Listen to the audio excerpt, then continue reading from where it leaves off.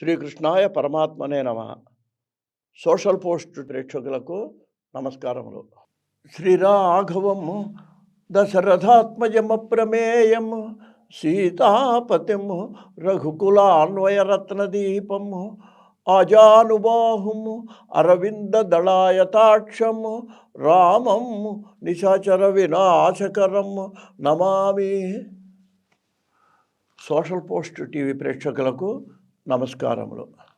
రామాయణాన్ని చాలామందికి అనుమానం అండి. రామాయణం ఎప్పుడో జరిగిన రామాయణం, ఆ సీతారాముల కథ ఇవాళ ఇంత మన అభివృద్ధి చెందినటువంటి కాలంలో ఆ రామాయణం వినాల్సిన అవసరం కానీ, రామాయణం చదవాల్సిన అవసరం ఏమన్నా ఉందా అని కొంతమందికి అనుమానం రావచ్చండి. కానీ ఇక్కడ మనం గ్రహించాల్సింది ఒక విషయం ఉంది. ఏంటంటే కాలం నాగరికత పెరగచ్చు, లేకపోతే ఎన్నో సదుపాయాలు మనకు రావచ్చు.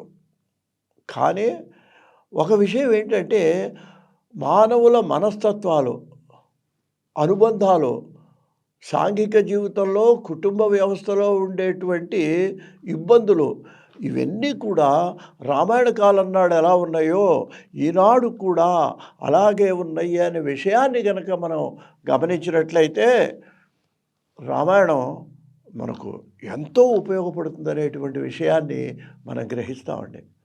మరి వాళ్ళ దాంపత్య జీవితం ఉంది. మరి ఆంగ్లేయుల పరిపాలనా ఫలితమో ఏమో కానీ ఒకప్పుడు వివాహ వ్యవస్థ అంటే అంతే, విడాకులనే సమస్య అసలు లేదండి. పూర్వం ఒక 70-80 ఏళ్ళు వెనక్కి వెడితే పెద్దవాళ్ళు ఏదైనా వస్తే సర్ది చెప్పేవాళ్ళు, చేసేవాళ్ళు. వాళ్ళు కూడా వీళ్ళని పెద్దలను గౌరవించేవాళ్ళు. విడిపోవటం అనేది మనకు చాలా తక్కువ అండి. ఇవాళ అది ఎలా అయిందంటే పెద్దవాళ్ళ మాటలు అలా వచ్చి అసలు వీళ్ళకి కూడా సయోధ్యత లోపించేటువంటి పరిస్థితులు మనం సంఘంలో గమనిస్తున్నాం. ఏమిటి దీనికి కారణం అన్నట్లయితే మరి ఆ సాంఘిక జీవితంలో, దాంపత్య జీవితంలో ఉండేటువంటి ఇబ్బందులు దానికి కారణం. ఈ దాంపత్య ధర్మాన్ని గురించి మనకు అయోధ్యకాండలో కనుక పరిశీలించినట్లయితే కొన్ని విషయాలు సీతాదేవి తన అత్తగారితో అంటుందండి. ఈ సంఘటన మనం చేస్తే ఇవాళ చాలామంది యువత యువకులకు కొంత మార్పు వస్తుందని మనం ఆశిద్దాం. ఇక్కడ అరణ్యవాసానికి వెళ్ళటానికి సిద్ధపడ్డటువంటి రాముడు చివరికి ఒప్పించి సీతాదేవి కూడా ఆయనతోనే వెళ్ళటానికి అంగీకరింపజేసింది రాముడిని పట్టుబట్టి. సరే, వాళ్ళిద్దరూ అత్తగారి దగ్గరికి వెళ్ళారు. కౌశల్య దగ్గరికి వెళ్ళి అమ్మ వెళ్ళొస్తామని చెప్పినప్పుడు ఒక మాట అన్నదండి సీతాదేవితో. అమ్మ చూడు, లోక వ్యవహారం రామాయణంలో మనకు కనిపిస్తుంది. ఆ కౌశల్యాదేవి ఉంది, ఆ కోడలు యువతలకు పిలిచి అమ్మ లోకంలో ఒక ధర్మం ఉంది.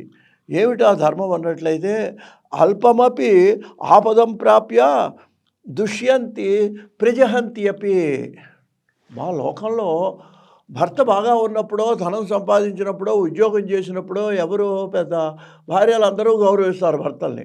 కానీ అల్పమప్యాప్య ఆపదం ప్రాప్య, కొంచెం కష్టం వస్తే ఆ ఉద్యోగంలో ఏదైనా కొంచెం ఇబ్బంది, కొంతకాలం ఆ ఉద్యోగం పోవటము, లేకపోతే ధనాదాయం తగ్గటము, ఇటువంటివి జరిగినప్పుడు స్త్రీలు ఏం చేస్తారంటే అందరూ కాదు, కొంతమంది భార్యలు ఏం చేస్తారంటేనండి దుష్యంతి, భర్తను నిందిస్తుంటారు. నువ్వు ఇలాగే చేస్తావు, జాగ్రత్తగా చేసుకోవద్దా, ఇప్పుడు మనం ఎలా బతకాలి అని ప్రజహంత్యపి. కొంతమంది విడిచిపెట్టడానికి కూడా వెనకాడరు. ఇది లోకంలో జరుగుతుందమ్మా. ఇవాళ మా అబ్బాయికి చాలా కష్టం వచ్చింది, పట్టాభిషేకం ఆగిపోయింది. పోనీ ఆగిపోయింది, పర్వాలే, అడవులకు ఎడుతున్నాడు, నువ్వు కూడా వెనకాల ఎడుతున్నావు. ఇది చాలా పెద్ద కష్టం. కాబట్టి నువ్వు కొంచెం సహనంతో మా రామచంద్రమూర్తిని జాగ్రత్తగా చూడాల్సింది అని చెప్పి అన్నదండి. సహజమే కదా, ప్రతి తల్లికి కూడా తన కొడుకు కోడలు కలిసి ఉండాలని ఉంటుంది. అక్కడ ఆ సీతాదేవి చెప్పిన మాటలు మన దాంపత్య ధర్మాన్ని ప్రతిబింబిస్తాయండి. అక్కడ 2 శ్లోకాల్లో ఆవిడ అంటుందండి. మొదట ఒక మాట అంటుంది, నా తంత్రి వాద్యతే వీణ నాచక్రో వర్తతే రథ. ఆ భార్యాభర్తల అనుబంధాన్ని గురించి వాల్మీకి చెప్తా అండి. ఒక వీణకు, ఒక తీగకు ఉండే అనుబంధం భార్యాభర్తల యొక్క అనుబంధం. ఆ తీగ లేకపోతే వీణ మోగదు. ఎంత అందంగా ఉన్నా, ఎంత అలంకారం చేసినా తీగ అక్కడ ప్రధానం. వాయించేటువంటి వాళ్ళు ప్రధానం. అందువల్ల నా తంత్రి తీగ లేతే నా వాద్యతే వీణ. ఆ వీణ మోగదు. నా చక్రో వర్తతే రథః. రథం బాగా తయారు చేశారు. దాని చక్రాలుండాలి. అవి కదిలేట్టుగా మంచి అనుకూలంగా ఉండాలి. అప్పుడే అంటే భార్యాభర్తల అనుబంధము ఒక రథానికి, చక్రానికి. వేరు కాదు. ఆ 2 కలిపి ఒకటే. ఆ 2 ఉంటేనే అది పనిచేస్తుంది. ఒక తీగకు, వీణకు. ఆ! ఇలాంటివి సినిమా పాటలో కూడా ఎక్కడో వచ్చినట్టు అది ఏమిటంటే అది ఏదో నీవు లేక వీణ పలుకలేన అన్నది అంటుంది ఒక హీరోయిన్ ఎవరో. అంటే ఏంటి? ఆ భర్తకు, భార్యకు ఉండే అనుబంధం ఒక వీణకు, తీగకు ఉండేటువంటి అనుబంధంగా మనకు వాల్మీకి చెప్పడం జరిగిందండి. కాబట్టి నాకు తెలుసు. నా పతి సుఖమే దత్తే. భర్త గౌరవించకపోతే నాకు సుఖమే ఉంటుంది అని ఒక మాట అంటుంది. యాస్యాదపి శతాత్మజ. 100 మంది కొడుకులున్నా వీళ్ళందరూ పలకరించేవాళ్ళే. మళ్ళీ వాడు భార్యతో అనుకూలంగా ఉంటారు తప్ప తల్లిని ఏదో పైకి లోకధర్మం కోసం నటిస్తాడు. భర్త భార్య యందు ప్రేమ చూపిన ప్రేమ కొడుకు తల్లి యందు చూపుడు. ఇది రామాయణం చెబుతున్నారు. మనందరం లోక సమాజంలో గమనించాలండి ఇది. గౌరవం ఎప్పుడు అంటే భర్త ఉన్నంత వరకే. మా పిల్లాడే. కానీ ఆయన భార్య మీద ప్రేమ చూపెట్టుంటాడు. తల్లి మీద ఉంటుంది ప్రేమ. కానీ అక్కడ భార్య మీద ఉండే ప్రేమ ఈ తల్లి మీద ఉండదు. ఇది ఈ రామాయణంలో మనం గమనించాలండి. ఆవిడ సీతాదేవి అన్నది 100 మంది కొడుకులున్న భర్త లేకపోతే ఏముందమ్మా జీవితానికి. నాకు తెలుసు ఆ విషయం. ఇంకో రెండో విషయం చెప్తున్నాను. ఇంకో మాట చెప్పిందండి. ఇంకోటి ఏం చెప్పింది తెలుసా? మితం దదాతి. ఎవరు అనమాట? మితం దదాతి పిత. తండ్రి ఉన్నాడు, కళ్యాణం చేశాడు, పెళ్లి చేశాడు, ఏదో కొంత డబ్బు కూడా ఇస్తాడు కూతురికి. కానీ ఎంత ఇస్తాడు? తన శక్తి బుద్ధిని బట్టి మితంగానే ఇస్తాడు. మితం దదాతి పిత. తండ్రి డబ్బు కొంచెమే ఇస్తాడండి.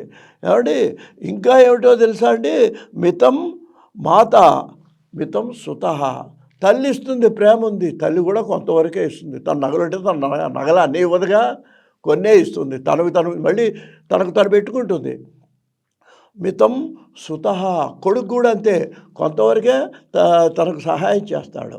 కానీ అమితస్య హిదాతారం భర్తారం కా నపూజయేత్. ఈ ప్రశ్న అడిగిందండి అత్తగారిని సీతాదేవి. ఇది దాంపత్య ధర్మానికి ప్రతీక. మనం గమనించాలండి. అమోర సీతాదేవి అంటున్నదండి, ఎవరయ్యా చేసేదన్నట్లయితే అమితస్య హిదాతారం. భర్త ఎంత ఇస్తాడట అంత ఇచ్చాడండి. ఎంత సంపాదిస్తే కొంతమంది ఇప్పుడు లోకంలో చూస్తున్నాం, జీతం తెచ్చేసేసి మొత్తం భార్య చేతిలో పెట్టి ఆవిడ అనుకూలంగా అంటే ఆవిడ మీద గౌరవం, నమ్మకం. అది సంసారాన్ని నడిపే భర్తలు కూడా చాలామంది ఉన్నారు. అందుకని వాల్మీకి అంటున్నాడు అమితస్య హిదాతారం భర్తారం. అంతా చేతిలో పెట్టి అంతా ఇచ్చేటువంటి భర్తను కానా పూజయత్. ఎవరు గౌరవించరమ్మా అత్తగారు? నువ్వు నాకు చెప్పాలా? రాముడికి ఏ కష్టం లేకుండా ఈ 14 ఏళ్ళు చూసుకుంటానని హామీ ఇచ్చింది సీతాదేవి అత్తగారికి అండి. కాబట్టి ఇది ఇలా లోక మర్యాదను ప్రతిపాదించేటువంటి ఎన్నో సంఘటనలు రామాయణంలో ఉన్నాయి. కాబట్టి మీరు ఈ ఛానల్ని సబ్స్క్రైబ్ చేసి ఇంకా ఎన్నో విశేషాలు రామాయణాన్ని గురించి నేను చెప్తుంటాను. కాబట్టి అవన్నీ కూడా మీరు విని ఆనందించాల్సిందిగా కోరుతూ స్వస్తి.